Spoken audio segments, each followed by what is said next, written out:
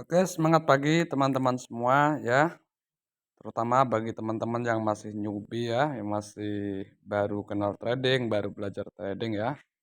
Ya sebetulnya sama ya, nggak ada yang orang yang istilahnya sudah benar-benar 100% ahli itu nggak ada ya, apalagi sempurna. Selagi masih hidup kita semua adalah pembelajar ya, dalam hal apapun, termasuk dalam dunia trading itu ilmunya nggak akan ada habisnya, nggak ada batasnya ya. Jadi terus upgrade, bertumbuh dan terus belajar. Oke, khusus untuk para teman-teman yang masih newbie, masih baru kenal trading ya. Seringkali kita bingung kapan kita harus buy, kapan kita harus sell ya. Karena transaksi di forex, di gold ya, di bursa berjangka ini ada dua, yaitu buy sama sell, beli sama jual kan gitu ya. Nah, di sini saya sedikit saya kasih penjelasan ya. Kita buy itu kapan? Ya tentunya di saat harga itu di bawah ya. Kemudian kapan kita harus sell? Ya di saat harga ada di atas gitu. Kemudian untuk mengetahui posisi harga bawah sama harga atas itu kita bisa melihatnya di chart atau di candle seperti yang Anda lihat ini ya. Nah, seperti ini ya. Jadi ini bawah, ini atas. Di dalam trading ada istilah support and resistance atau SNR ya. Support artinya adalah posisi bawah. Resisten adalah posisi atas. Cara mengetahui ya apakah itu support atau resisten, mana yang support, mana yang resisten ya, cukup mudah. Teman-teman lihat di sini ya, ketika ada dua candle sejajar ya. Nah, contoh seperti ini. Ada dua candle ya, ya merah sama biru. Di mana posisi ini, posisi apa ya? Sisi body ya. Kalau yang ini kan ekor ya, ekornya. Jadi kalau yang tebal ini body, yang kelihatan warna merah atau hijau ini body ya. Nah, kalau yang garis ini ekor ya, biasa kita sebut ekor. Nah, ketika ada dua candle, merah sama biru atau biru sama merah kebalikannya ya bisa. Dia sejajar. Kalau seperti yang teman-teman lihat ini, dia habis merah, kemudian biru dan bodinya ya untuk bokong itu bokong ya di bawah. Ini sejajar ya kan? Seperti ini ya. Nah, ini namanya support ya, support. Kemudian yang di atas berarti ini ya.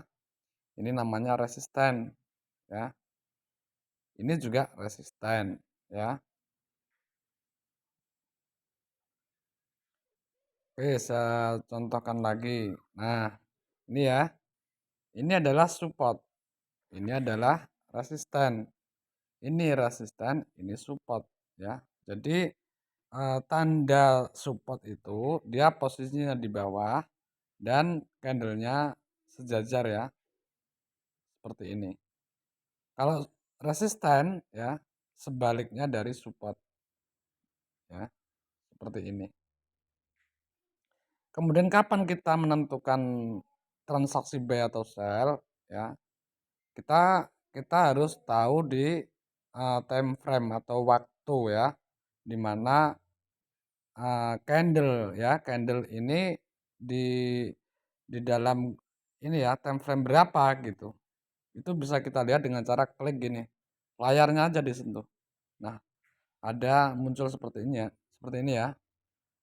M1 berarti adalah time frame 1 menit, M5 5 menit, M15 15 menit. M30 berarti 30 menit ya. Dan nanti di masing-masing time frame akan berbeda. Contoh ya, kalau saat ini adalah di time frame 30. Kalau saya klik di time frame H1 di time frame 1 jam misalnya ya saya klik. Nah, dia akan berbeda. Atau saya klik di time frame H4 nah, di 4 jam ya. Atau saya klik di time frame daily atau harian D1 ini ya. Nah, dia akan berbeda lagi. Support dan resistennya jaraknya juga lebih panjang. Contoh ya, di sini ada support ya. Inilah katakanlah yang ini ya, support. Resistennya di sini. Jaraknya berapa ini? Dari sekitar 1735 ya ke 1800 lebih, ya kan? Kalau kita lihat di time frame 15 misalnya, ya, di mana supportnya ada di 1784, resisten ini ya, kita bahas yang ini dulu, jangan yang ini ya. Resisten yang di sini 1793, jaraknya dekat ya. Semakin kecil time frame-nya, maka jarak poin atau pips-nya itu semakin sedikit. Nah, contoh di sini. Di sini ada support ya. Kalau dilihat panjang ya. Ini ke sini panjang, tapi kalau kita hitung ini di harga 1792 ya atau 1793 lah ya. Supportnya ada di sini 1797. Jadi jaraknya cuma sedikit. Artinya kalau kita ambil posisi entry itu berdasarkan time frame kecil, maka biasanya itu untuk scalpingan ya. Artinya kita transaksi dalam waktu yang singkat. Jadi misalnya ini, ketika katakanlah kita sell di sini misalnya ya. Kemudian dia bergerak sampai di sini, maka segera dieksekusi ya, di close.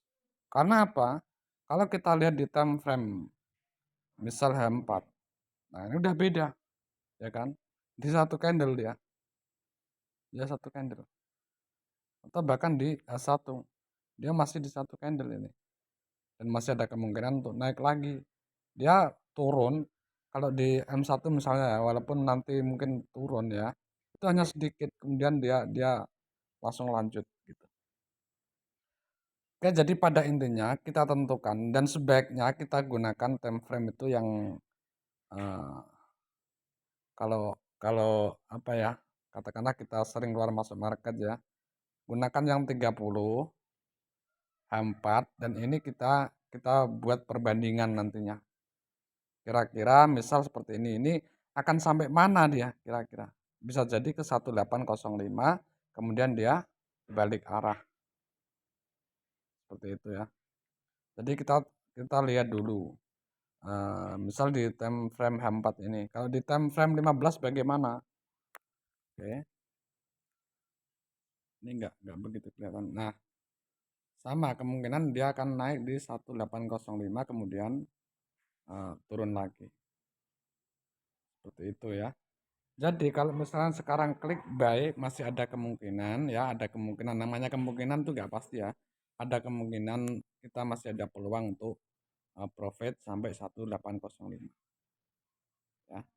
Tapi kita juga harus waspada karena kita nggak bisa memastikan ya dan nggak ada satupun seorang trader ya sehandal sehebat apapun nggak ada yang bisa memastikan apakah candle ini akan sesuai analisanya apa enggak ya itu nggak ada ya bisa saja salah analisa kita misalnya oh ini mau naik ternyata dia naik hanya sedikit beberapa pips langsung turun banyak bisa ya analisanya adalah turun oke dia turun hanya beberapa pip kemudian balik naik banyak bisa gitu karena apa market itu bergerak random atau acak ya dan tidak ada yang bisa mengendalikan market ya.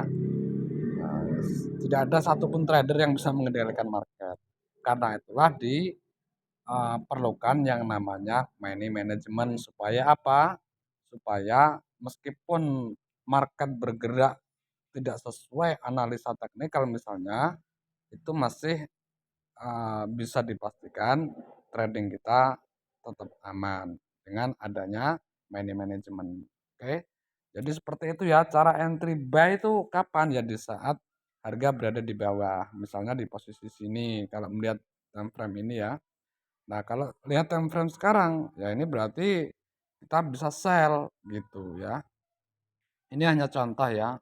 Untuk realnya ya nanti sambil jalan kita bisa belajar dari siapapun ya, dari YouTube juga banyak untuk menentukan apakah ini akan lanjut naik ataukah dia akan eh, balik arah. Itu kan ada banyak teknik-teknik analisa di YouTube juga banyak dan bisa kita tetap belajar dari YouTube juga bisa ya gitu.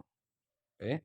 Jadi saya ulangi lagi untuk menentukan entry ya untuk bertransaksi kapan kita harus eksekusi buy atau sell adalah kita buy di saat harga berada di area support ya. Dan kita melakukan transaksi sell ketika harga berada di area resisten gitu. Support itu harga bawah, resisten adalah harga atas gitu ya. Karena apa? Karena kalau kita klik buy, maka harapannya adalah harga berlanjut naik, maka kita akan profit. Dan kalau kita klik sell, harapannya adalah turun. Karena ketika turun, maka kita profit.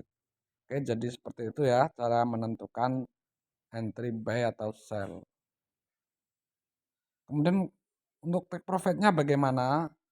Untuk take profitnya teman-teman bisa, ini panjang ya kalau diurai, tapi setidaknya gini, eh, kita bisa melakukan dengan cara yang sering disampaikan ABC ya, asal biru kulus. Boleh nggak? Boleh saja. Meskipun itu apa ya? Banyak juga yang eh, istilahnya apa ya? Yang menyarankan untuk tidak tidak ABC gitu. Ya karena ini juga ya. Nanti nanti teman-teman akan paham metode mana yang cocok buat kita. Kita itu scalper gerak cepat dengan perhitungan risk and reward yang sesuai, ataukah kita itu tradingnya itu jangka panjang, misalnya trading harian, mingguan. Nah, itu nanti akan menyesuaikan ya kapan, maksudnya itu bisa menentukan eh, posisi take profit kita, untuk menentukan take profit kita gitu. Oke, sampai di sini. eh, ini bukan bermaksud menggurui ya, kita sharing saja, kita ya ya memang kita sharing-sharing untuk berbagi ya, berbagi pengetahuan. Mungkin ini yang saya sampaikan bagi trader-trader senior mungkin apa itu kan gitu ya. Tapi saya yakin untuk para teman-teman trader pemula bahkan yang masih newbie banget ya, saya kira ini juga eh, bisa menjadi apa ya, pembelajaran yang bermanfaat. Oke, sampai di sini semoga bermanfaat ya.